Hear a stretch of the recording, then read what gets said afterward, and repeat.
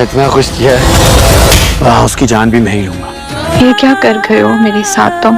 کس کے پاس چھوڑ کر چلے گئے مجھے؟ اس خیر خانے کی اونچی دیواریں سندری کو خوفزدہ نہیں کر سکتی۔ اس کی محبت میں یار تو گوا بیٹھا، اگر اسے لیے بنا گیا تو وہ بھی بے وفا سمجھے گی مجھے۔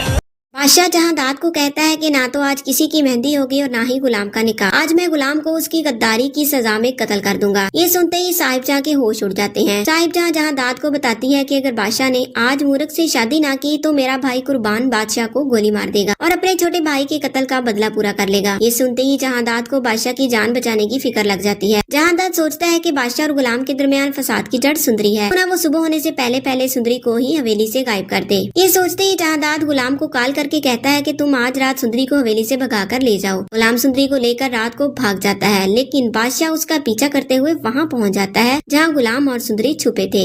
بادشاہ غلام کو گولی مارتا ہے اور سندری غلام کے آگے آ کر کھڑی ہو جاتی ہے اور بادشاہ کے اپنے ہاتھ سے ہی اپنی محبت سندری کی موت ہو جاتی ہے۔